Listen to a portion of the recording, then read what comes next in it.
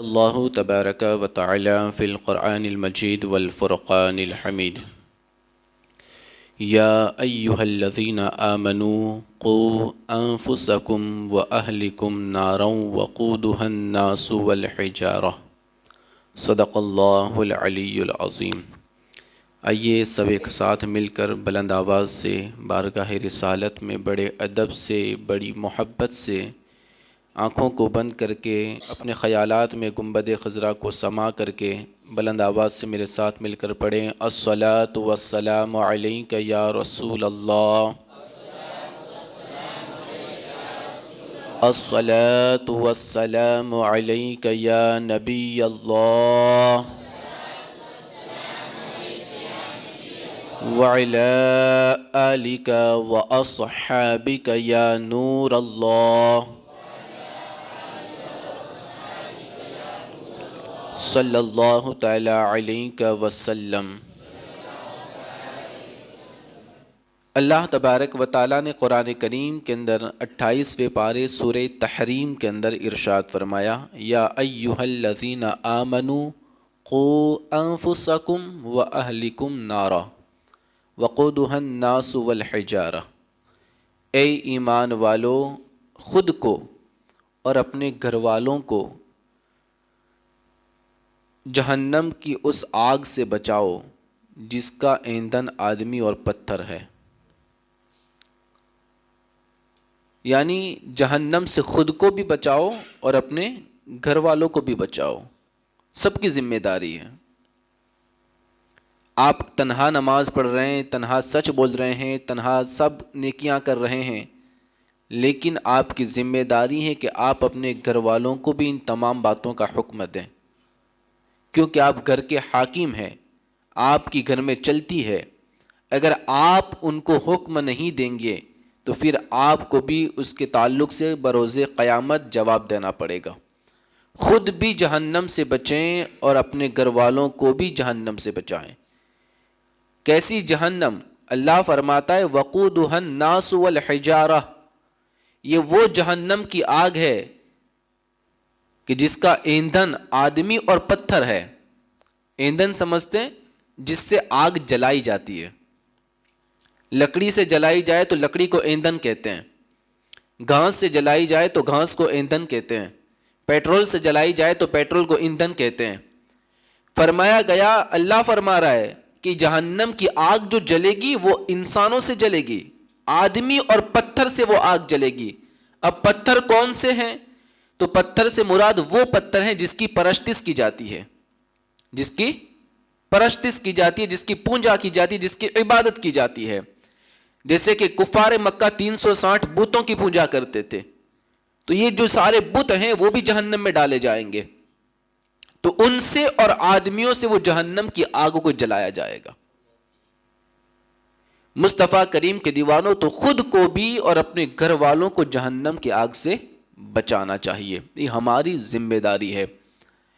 اب میں اس کی طرف جانا نہیں چاہتا، آج میں آپ حضرات کے سامنے تربیت اولاد کے تعلق سے کچھ باتیں عرض کرنا چاہتا ہوں۔ اپنے اولاد کی تربیت کیسے کریں اور اس کی ہمارے اوپر ذمہ داری کتنی ہے، اس پر توجہ دیں۔ ماں باپ کے لیے اپنی اولاد کی تربیت ایک بہت بڑی ذمہ داری ہے، بہت بڑی ذمہ داری ہے۔ جو لوگ اسلامی آداب سے واقف ہیں، جن کو نالج ہے اس کا، اور اسی اسلامی تعلیمات کے مطابق اگر اپنی اولاد کی تربیت کرتے ہیں تو ان کے بچے جوان ہو کر اسلامی اخلاق اور کردار کے اندر رنگے ہوئے نظر آتے ہیں۔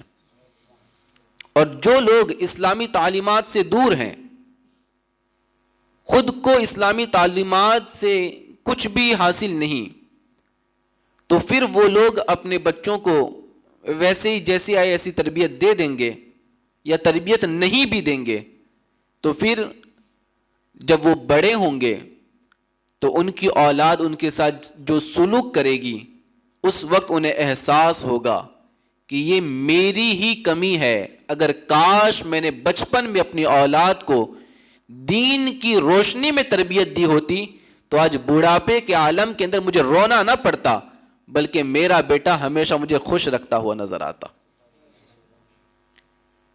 تو کمی کب آئے گی؟ جب ہم اپنے بچوں کی اچھے سے تربیت نہیں کریں گے۔ مصطفیٰ کریم کے دیوانوں، بہت سارے لوگ جو دین سے دور ہوتے ہیں، یا جس کا اسلام سے تعلق نہیں ہے، یا وہ مسلمان نہیں ہے، چاہے وہ عیسائی ہیں یا یہودی ہیں، وہ بھی اپنی اولاد کو تربیت دیتے ہیں۔ ایسا نہیں کہ وہ تربیت نہیں، وہ بھی تربیت دیتے ہیں، لیکن ان کی تربیت کیسی؟ ایک دنیاوی تربیت ہوتی ہے۔ وہ دنیا کے اندر ترقی کی تربیت ہوتی ہے، دنیا میں کیسے رہنا، کیا کام کرنا، کیسے جینا، اس کی تربیت ہوتی ہے۔ اب وہ تربیت میں ہوتا کیا ہے کہ جب ماں باپ بوڑھے ہوتے ہیں تو پھر وہی اولاد اپنے ماں باپ کو کسی اولڈ ہاؤس کے اندر، جس کو گھرڑا گھر کہتے ہیں، اسی کے اندر ڈال کے آتے ہیں۔ اور ایسے بہت سارے اولڈ ہاؤس بنے ہوئے ہیں، آپ فورن میں جا کے دیکھیں تو پتا چلے کہ جوان الگ اپنے گھر میں رہتے ہیں اور بوڑھے لوگ اولڈ ہاؤس کے اندر، جن کی سرکار ان کی ساری خدمتیں کرتی ہیں اور ان کا سارا خرچہ اٹھاتی ہے، ایسے گھروں کے اندر ان کو چھوڑ دیا جاتا ہے۔ وجہ کیا ہے؟ تربیت تو وہاں بھی ہوئی ہے، لیکن دنیاوی اعتبار سے اس میں دین کا کوئی دخل نہیں تھا، دین کی کوئی روشنی نہیں تھی، اس لیے یہ ماحول بنا۔ مصطفیٰ کریم کے دیوانوں، اگر تربیت دین والی ہوتی، تربیت اسلام والی ہوتی، اور قرآن و حدیث کے مطابق اولاد کی تربیت ہوتی، تو آخری سانس تک بیٹا اس کے سرانے پر بیٹھ کر باپ کی خیریت کی دعا کرتا ہوا نظر آتا، اور کبھی بھی اپنے ماں باپ کو اپنے گھر سے باہر نکالنے کی کوشش نہ کرتا، اگر تربیت دین کی روشنی میں کی جاتی۔ پیارا آقا صلی اللہ علیہ وسلم کے پیارے دیوانوں، ہر ماں باپ کی ذمہ داری ہے کہ اپنے بچے کو اچھے اخلاق سکھائیں، اچھی تربیت دیں، اس کو کیسے رہنا ہے، کہاں بیٹھنا ہے، کیسوں کے ساتھ بیٹھنا، یہ ساری تربیت دیں۔ یاد رکھیں، چھوٹا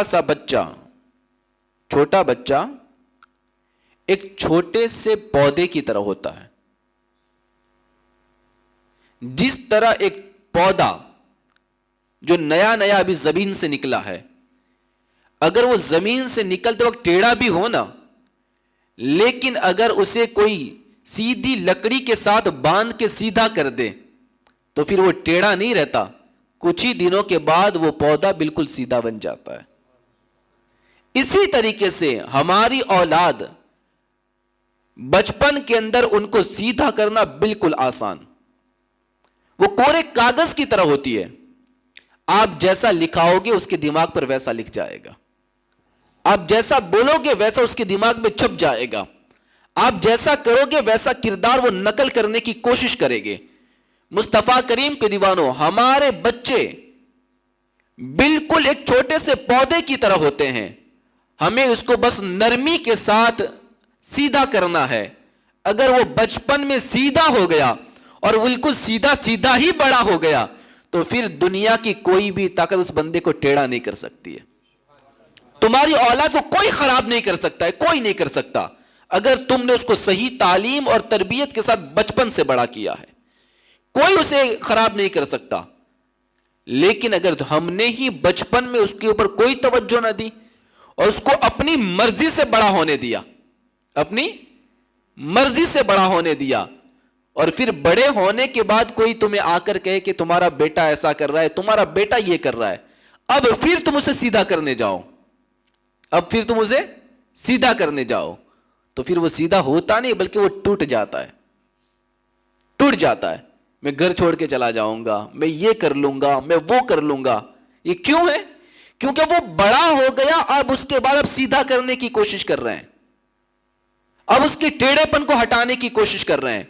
مصطفیٰ کریم کے دیوانوں، بچپن ہی سے اپنی اولاد کو بہترین تربیت دو تاکہ وہ بڑا ہونے تک بالکل سیدھا کے سیدھا دین پہ قائم رہے اور صراط مستقیم پر چلتا رہے، اور دنیا کا کوئی بھی شخص اسے بہکانا چاہے تو بہکا بھی نہ سکے۔ اس لیے اس کو بچپن سے اچھی تعلیم دینی چاہیے۔ پیارے آقا صلی اللہ تعالی علیہ وسلم کے پیارے دیوانوں، اب آپ سوچ رہے ہوں گے کہ کس عمر سے بچے کو تربیت کریں، کس عمر سے اس کی تعلیم کرے، تربیت کرے، اس کو سمجھائیں، کس عمر سے؟ ہم کبھی کیا کریں، 3 سال کا بچہ ہے ابھی تو چھوٹا ہے، 4 سال کا بچہ ابھی تو چھوٹا ہے، ہم یہ کہتے ہیں 5 سال ابھی تو چھوٹا ہے۔ اسلام کب سے تربیت کا حکم دیتا ہے؟ تو دیکھیں، دوسرے لوگ یوں کہتے ہوں گے کہ بچہ اتنا بڑا ہو تو پھر تربیت کریں، لیکن ہمارا دین اس وقت سے تربیت کی توفیق اور توجہ دلاتا ہے جس وقت بچہ ماں کے پیٹ میں ہوتا ہے۔ کب؟ ماں کے پیٹ میں ہوتا ہے۔ جب بچہ ماں کے پیٹ میں ہو وہیں سے اس کی تربیت شروع کرو۔ تو اس وقت اس کی تربیت کیسے کریں؟ تو فرمایا گیا، اور جس کو آج سائنس پروف بھی کر رہی ہے، کہ جس وقت عورت حمل سے ہو، امید سے ہو، تو آپ جتنے اچھے کام کریں گے اس کا بچے پر اثر پڑتا ہے۔ چیخے نہیں، چلائے نہیں، گالی گلوچ نہ کرے، شور شرابہ نہ کرے تو بچہ شانت رہتا ہے، اس کا دماغ ٹھیک رہتا ہے، یہ آج ڈاکٹر بھی کہتے ہیں۔ تو آج اس نے بھی پروف کیا۔ لیکن ہمارا دین تو پہلے سے کہہ رہا ہے کہ جب عورت امید سے ہو، حمل سے ہو، اس وقت بچے کی تربیت یوں کرے کہ ماں ان دنوں کے اندر خوب قرآن کی تلاوت کرے، خوب درود پڑھے، عبادت کرے، سجدے کرے، تلاوت قرآن کرے، اچھے کام کرے، اور اللہ تبارک و تعالیٰ کی پاکی بیان کرے، تسبیح پڑھے، تکبیر پڑھے۔ جب یہ عورت اس طریقے کے عمل کرتی ہے تو پھر اس کا سارا اثر اس کی اولاد پہ پڑتا ہے، اور وہ بچہ دنیا میں آنے کے بعد جب بڑا ہوتا ہے تو یقیناً اس کی ماں کی ساری عبادتوں کی جو برکت تھی اور جو نورانیت تھی، اللہ تبارک و تعالیٰ اس بچے کو بھی عطا فرماتا ہے۔ حضور غوث پاک پیدا ہوئے 18 پارے حفظ کر کے پیدا ہوئے۔ حضرت بختیار کاکی آئے تو آدھا قرآن حفظ کر کے تشریف لائے۔ کیا وجہ تھی؟ یہ کیسے کمال حاصل ہوا؟ تو جب ان سے پوچھا گیا تھا بچپن کے اندر کہ یہ آپ نے کہاں یاد کیا، تو غوث پاک نے بھی یہی کہا تھا، حضور بختیار کاکی نے بھی یہی کہا تھا کہ ہماری ماں قرآن کی تلاوت کرتی تھی اور پھر گھر کے کام کی شروعات کرتی تھی، ہم نے ماں کے پیٹ ہی میں قرآن کو یاد کر لیا تھا۔ تو اولاد کی تربیت ماں کے پیٹ ہی سے ہونی چاہیے۔ آج جب ماں امید سے ہوتی ہے اور اس وقت نہ قرآن پڑھتی ہے، نہ نمازیں پڑھتی ہے، نہ درود پڑھتی ہے، نہ ذکر کرتی ہے، کچھ نہیں کرتی، بلکہ اپنا اکثر وقت فلموں میں، ڈراموں میں، سیریلوں میں گوا دیتی ہے، تو پھر اس چیز کا برا اثر اس کی اولاد پہ پڑتا ہے۔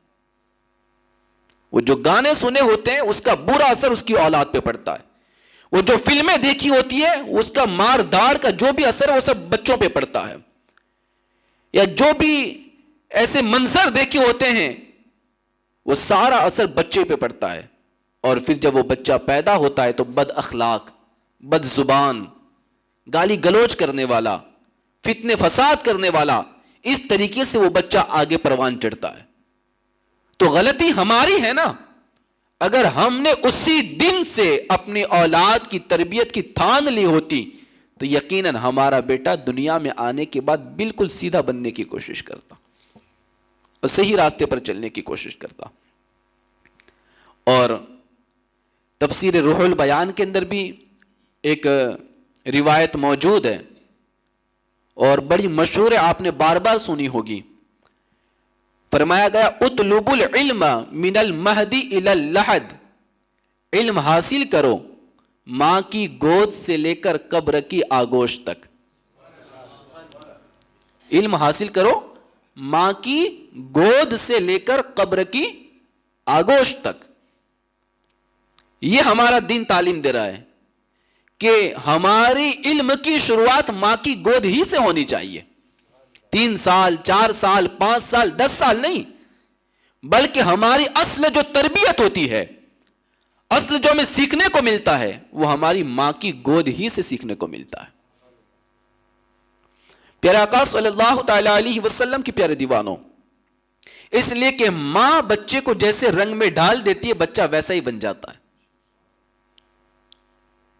بابا فرید الدین گنج شکر جن کو اللہ نے اتنا بڑا مقام دیا، ایسے ہی نہیں دیا، ان کی تربیت ان کی ماں نے اس انداز سے کی ہے کہ آپ خود فرماتے ہیں کہ بچپن سے میری ماں نے مجھے کہا تھا کہ بیٹا نماز پڑھ، کیونکہ بچپن میں مجھے میٹھی چیزوں کا بڑا شوق تھا، میں میٹھی چیزیں بہت کھاتا تھا، تو میری ماں نے کہا تھا تو نماز پڑھے گا تو اللہ تجھے شکر دے گا، تو نماز پڑھے گا تو اللہ تجھے شکر دے گا. یہ تربیت کا انداز ہے ماں کا. تو حضرت بابا فرید الدین گنج شکر علی رحمہ بچپن میں چھوٹے بچے ہیں، جب بھی نماز کا وقت ہوتا ماں مصلی بچھا دیتی اور مصلی کے نیچے ایک شکر کی پڑیا رکھ دیتی. اب جیسے نماز پڑھتے مصلی اٹھاتے شکر کی پڑیا مل جاتی. تو بچپن تھا، دماغ وہی تھا کہ نماز پڑھوں گا تو شکر ملے گی، نماز پڑھوں گا تو شکر ملے گی. اب ایک دن ہوا یہ کہ ماں کہیں اور چلی گئی اور ادھر بابا فرید الدین گنج شکر نے مصلی بچھا دیا، بچپن کا عالم ہے، ان کو یہی کہ نماز پڑھوں گا اللہ مجھے شکر دے گا. آپ باہر چلی گئی اور پھر اچانک یاد آیا کہ میں نے آج مصلی کے نیچے شکر رکھنا ہی بھول گئی ہوں، اگر آج شکر نہ نکلی تو پھر میرا بیٹا سمجھ جائے گا کہ یہ میں اسے نماز پڑھوانے کے لیے یہ کر رہی تھی اور اللہ کی طرف سے نہیں بلکہ یہ ماں رکھ رہی تھی. یہ اس کے ذہن میں بیٹھ جائے گا کہ وہ نماز چھوڑ نہ دے. تو اللہ کی بارگاہ میں دعا کی مولا میری لاج رکھ لینا، اور آج میں بھول چکی ہوں مولا تبارک و تعالیٰ تو غیب سے شکر کا انتظام فرما دینا. اللہ کی بارگاہ میں دعا کی. ادھر بابا فرید نے جب مصلی اٹھایا تو اللہ تعالیٰ نے غیب سے شکر کا انتظام فرما دیا تھا. یہ ایک تربیت کا انداز ہے نا. بچوں کو تربیت کیسے دے، ایک ماں کیسے اپنے بچے کو بہتر بنا سکتی ہے، ماں کیسے بہتر بناتی ہے.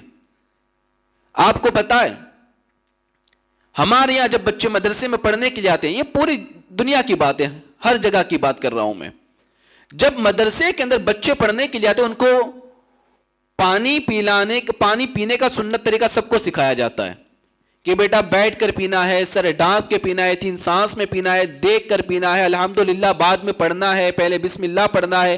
یہ سب چیزیں بچوں کو سکھائی جاتی ہے.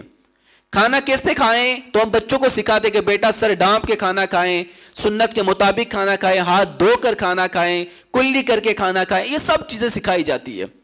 لیکن آپ خود جانتے ہیں کہ 80% گھروں کے اندر بچے بغیر سنت کے پانی پیتے ہیں اور بغیر سنت کے کھانا بھی کھاتے ہیں.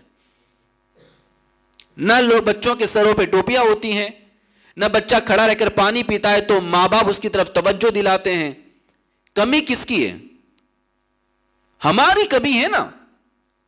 تعلیم تو مل گئی وہاں سے، سکھا تو دیا گیا ہے، بس ذمہ داری اتنی ہے کہ ہم اپنے بچوں کا ذہن اس کی طرف لے کر جانے کی کوشش کریں، توجہ دلانے کی کوشش کریں، ہم چھوٹی چھوٹی باتوں پہ اس کی پکڑ کرنے کی کوشش کریں. جب ہم یہ ساری چیزیں اپنے گھر کے اندر بہتر بنائیں گے نا تو پھر تب جا کے جو بھی پڑھا ہے ان تمام پڑھے ہوئے پر عمل کرنے کا جذبہ پیدا ہوگا. نہیں کرتے نا ہم، اسی لیے تو یہ ماحول بن رہا ہے. ہمارے گھر کے اندر ہمارا بیٹا اگر فریز کھول کے بوتل لے کر کھڑے کھڑے پانی پی لے کوئی کچھ نہیں کہے گا. ہوتا ہے کیونکہ کسی کے دماغ میں آتا ہی نہیں ہے کہ یہ سنت توڑ رہا ہے، یہ سنت کے خلاف عمل کر رہا ہے، کسی کے دماغ میں نہیں آتا. ہمارا بیٹا بھوک لگی ہے کچن میں آ کے پلیٹ لے کے کھڑا کھڑا کھانا کھا رہا ہے، ہم توجہ نہیں دلاتے کہ بیٹا بیٹھ کر کھانا کھاؤ، سر ڈانپ کے کھانا کھاؤ، دسترخوان بچھا کے کھانا کھاؤ، ہم توجہ نہیں دلاتے، بس ہونے دو. تو یہ ہمارا نظر انداز کرنا یہ بہت بڑی خرابی پیدا کرتا ہے ہمارے گھر کے اندر، اور ہماری اولاد کو سنتوں سے دور کرتا ہے، دینی ماحول سے دور کرتا ہے.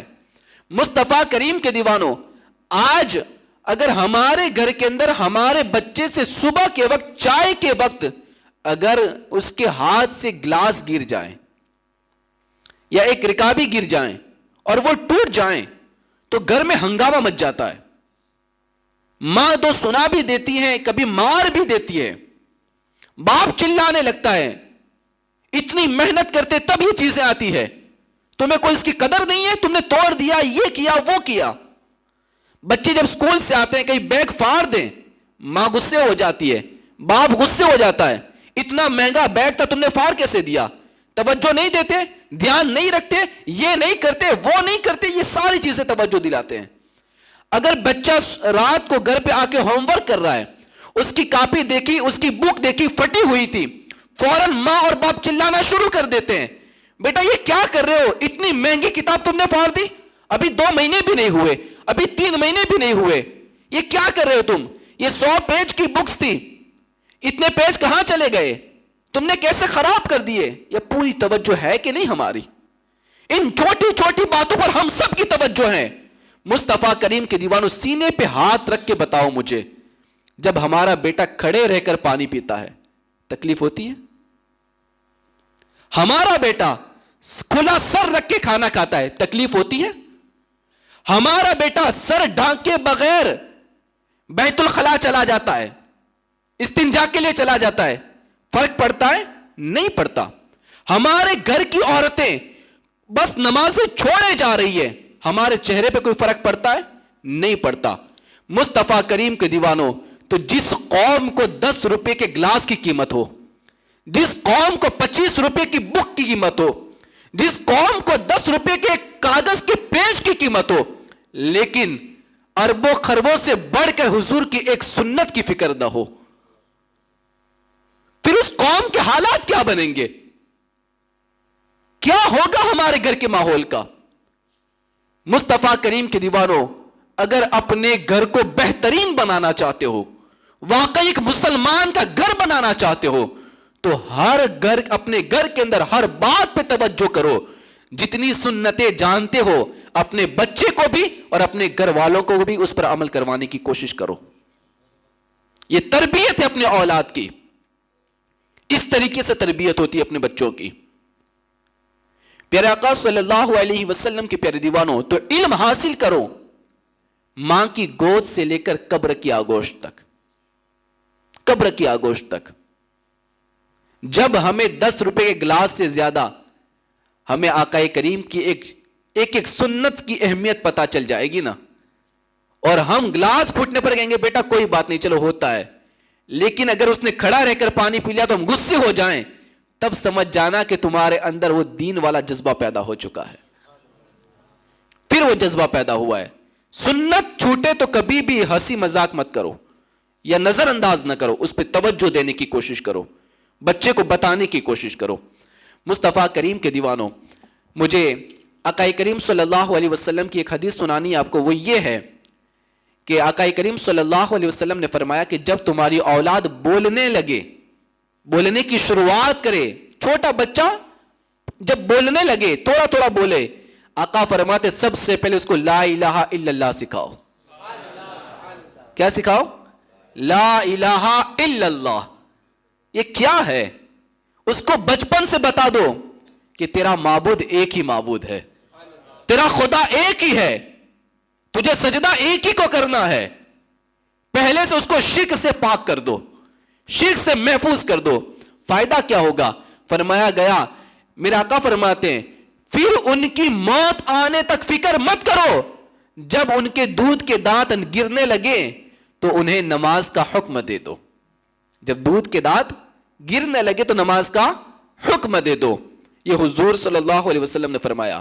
جب بولنے لگے تو کلمہ پڑھواؤ، جب اس وقت آپ کلمہ پڑھوا دو گے، سکھا دو گے، آقا فرماتے موت تک فکر کرنے کی ضرورت نہیں ہے، موت تک فکر کرنے کی ضرورت نہیں ہے، انشاءاللہ وہ ایمان پہ قائم رہے گا۔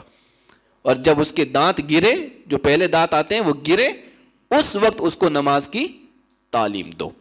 پیارے آقا صلی اللہ علیہ وسلم کے پیارے دیوانوں، ہمارے یہاں اور پوری دنیا کا یہ ماحول ہے، کلچر ہے کہ لوگ کیا کرتے ہیں، جب بچہ بولنا شروع کرتا ہے تو عجیب عجیب لوگ ڈائلاگ بلواتے ہیں، کوئی گانا شروع کرا دیتے، گانا گلاتے ہیں اس کو، اور کسی کی نقل کرواتے، کسی ایکٹر کی نقل کرواتے ہیں، کسی کامیڈین کی نقل کرواتے ہیں، اور پھر جب وہ بچہ وہ الفاظ بولتا ہے اپنی توتلی زبان کے اندر تو لوگ بڑے ہنستے ہیں، مذاق کرتے ہیں، دیکھو کیسا اچھا بولتا ہے۔ یاد رکھیں یہ اس کی تربیت نہیں ہو رہی، اس کی زندگی کے ساتھ کھیلواڑ ہو رہا ہے، اس کی زندگی کو برباد کرنے کی شروعات ہو رہی ہے۔ یہ کچھ بڑے بڑے بچے ہوتے ہیں نوجوان، اور محلے کے چھوٹے چھوٹے بچوں کو بلاتے ہیں اور کہ اس کو ایسا بولو، اس کو ویسا بولو، اس کو اس نام سے چڑھاؤ، اس کو ایسا کہو۔ پھر وہ چھوٹا سا بچہ اس کو ایسا کہتا ہے تو وہ جس کو کہا گیا وہ چھوٹا سمجھ کے نظر انداز کر دیتا ہے، ہنسی میں نکال دیتا ہے، حالانکہ اس کو اسی محلے کے 4 بڑے لڑکوں نے سمجھایا کہ ایسا بولو۔ یہ جو سمجھایا گیا نا، یہ جو تعلیم اور تربیت تم دے رہے ہو، وہ تم اس بیٹے کی زندگی کو برباد کر رہے ہو، اس کے ساتھ تم کھیلواڑ کر رہے ہو۔ یار اگر سکھانا ہی ہے تو بچپن سے یوں سکھاؤ نا کہ میرے نبی کا نام کیا ہے، میرے نبی کی اولاد کا نام کیا ہے، میرے نبی کی صاحبزادیوں کا نام کیا ہے، میرے نبی کے مشہور صحابہ کا نام کیا ہے، یہ سکھانے کی کوشش کرو۔ نبیوں کے نام سکھاؤ، ولیوں کے نام سکھاؤ۔ اگر سکھانا ہے تو ذرا یہ سکھا دو کہ جس ہندوستان میں رہتے اس ہندوستان کے راجا کا نام کیا ہے، غریب نواز کون ہے، غوث پاک کون ہے، یہ سکھانے کی کوشش کرو۔ دوستو جب بچپن سے ہم اپنی اولاد کو یہی سکھائیں گے، بڑے ہو کر تم سے یہ نہیں پوچھیں گے کہ یہ کیا ہے وہ کیا ہے، بلکہ تم سے یہی پوچھیں گے مجھے فلاں صحابی کا قصہ سنانے کی کوشش کرو، فلاں ولی کا واقعہ سناؤ، مجھے درگاہ پہ جانا ہے، مجھے وہاں جانا ہے، یہ کہے گا بچہ، کیونکہ تم نے بچپن سے اس کے دماغ میں وہ باتیں ڈالی تھی۔ مصطفیٰ کریم کے دیوانوں، آئیے میں بات کو ختم کر دوں۔ آقا کریم صلی اللہ علیہ وسلم نے فرمایا مرو اولادکم بالصلاۃ وہم ابناء 7 سنین واضربوہم علیہا وہم ابناء 10۔ جب تمہارے بچے 7 سال کے ہو جائیں تو انہیں نماز کا حکم دو، اور جب وہ 10 سال کے ہو جائے تو انہیں مار کر نماز پڑھواؤ۔ یہ آقا کریم صلی اللہ علیہ وسلم کا فرمان۔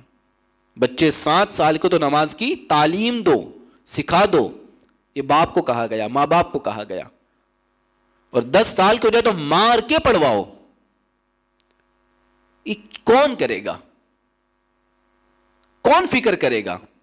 ہم فکر کرتے ہیں بچوں کی، کتنے بجے اسکول پہنچنا ہے ہم فکر کرتے ہیں، ٹیوشن کب جانا ہے ہم فکر کرتے ہیں، گاڑی لے کے کب چھوڑنا ہے ہم فکر کرتے ہیں، لیکن ہمیں نماز کی طرف بالکل توجہ نہیں۔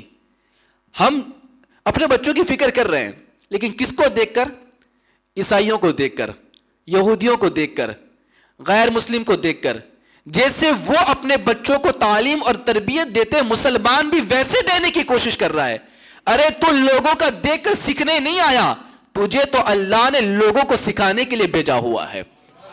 مسلمان ان سے سیکھے گا، ان لوگوں سے سیکھے گا جن کی زندگی دنیا میں بھی تباہ اور آخرت میں بھی تباہ۔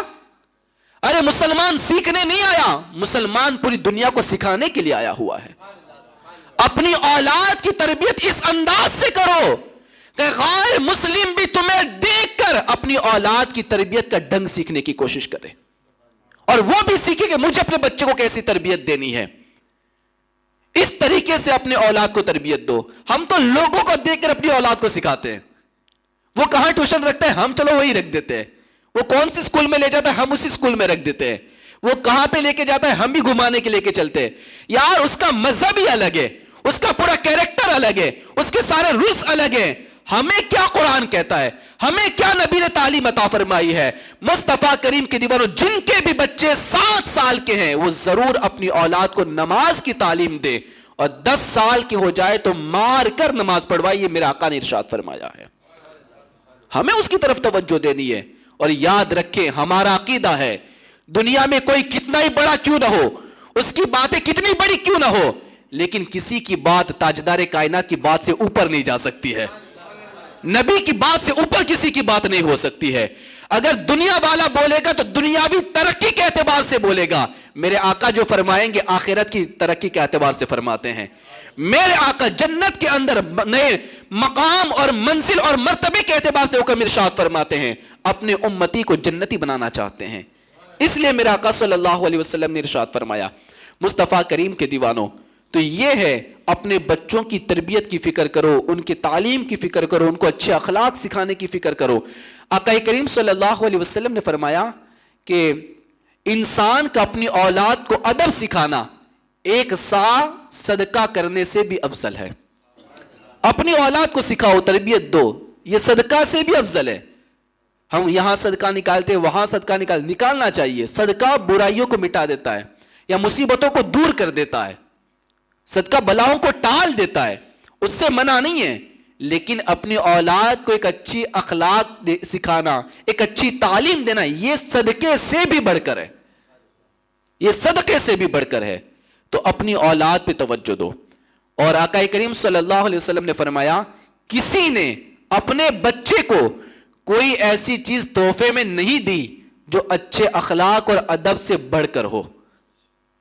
سب سے بہترین گفٹ اپنے بیٹے کو اچھے اخلاق ہے، اچھی تعلیم ہے، اچھی تربیت ہے. ہمارا بیٹا، ہمیں اسے تعلیم دینی ہے کہ بیٹا گھر میں داخل ہو تو سلام کر کے آؤ، گھر سے نکلو تو سلام کر کے نکلو، جب بھی کہیں جاؤ تو اجازت لے کر جاؤ، کوئی بھی کام کرو کسی کا نقصان نہ ہونے پائے، کھیلو کسی کے مکان کو نقصان نہ ہو، کسی کے بچے کو لگے نہیں، کسی کی پراپرٹی کو کوئی پریشانی نہ ہو. یہ اپنے بچے کو تعلیم دو. بیٹا جب گھر میں آؤ اور دیکھو کہ کوئی مہمان بیٹھے ہوئے ہیں تو سیدھے آ کر پہلے مصافحہ کرو، یہ تعلیم دو. اب یہ اپنے بچے کو ہمیں سکھانا پڑے گا. ہم یہ ساری چیزیں چھوڑ چکے ہیں دوستو. ہماری پوری توجہ، پورا فوکس اسکول پہ ہے، پورا فوکس اسکول پہ. میں منع نہیں کرتا، اچھی تعلیم دو، دنیاوی تعلیم بھی دو، لیکن بغیر دین کے دنیاوی تعلیم دے کے کہاں جاؤ گے آپ؟ کہاں چلے جاؤ گے؟ یقیناً دنیاوی تعلیم ضروری ہے، آج بہت ضروری ہے، لیکن سب سے پہلے اس کو دین کی تعلیم سے مزین کر دو، سجا دو، سوار دو. جب دین کی تعلیم سے سور جائے گا اور پھر دنیاوی تعلیم حاصل کرے گا تو جو چمک تم نے اسے گھر میں بتائی تھی وہ چمک باہر جا کے بکھرتا ہوئے نظر آئے گا. وہ چمک باہر جا کے بکھرے گا اور لوگوں کو بتائے گا کہ تعلیم کیا ہوتی ہے، تربیت کیا ہوتی ہے، اخلاق کیا ہوتا ہے، نیچر کیا ہوتا ہے. کبھی کوئی اس کی زبان سے گالی نہیں سنے گا تو کیا کہے گا؟ فلاں کا بیٹا ہے، کبھی گالی نہیں بولتا، اس کا باپ فلاں ہے، یہ کبھی گالی نہیں بولتا. یہ تربیت کا اثر ہے. اور کچھ لوگ کیا کہتے ہیں؟ کس کا بیٹا ہے؟ اچھا اس کا بیٹا ہے، باپ ایسا ہے تو بیٹا ایسا ہی ہوگا نا. یہ ہوتا ہے. کیوں؟ تربیت نہیں ہے، تعلیم نہیں ہے، اخلاق نہیں ہے، کردار نہیں ہے. دوستو اپنے بیٹے کو اتنی اعلیٰ تعلیم دے دو، اتنی اعلیٰ تعلیم دے دو کہ تمہاری موت کے بعد بھی لوگ تمہیں گلیوں میں یاد کرنے والے بن جائیں، تمہیں یاد کرنے والے بنے کہ اس کا باپ تو نہیں ہے لیکن بیٹے کو ایسے تعلیم دے کر گیا، ایسا اخلاق سکھا کے گیا ہے کہ آج باپ کے نام کو روشن کرتا ہوا نظر آ رہا ہے. بس بات کو میں یہیں پہ ختم کروں. دوستو خود کو اور اپنے گھر والوں کو جہنم کی آگ سے بچاؤ جس کا ایندھن آدمی اور پتھر ہے. اللہ سے دعا کریں مولا تعالی ہم سب کو اپنی اولاد کی اچھی تربیت کرنے کی توفیق عطا فرمائے. وآخر دعوانا ان الحمد للہ.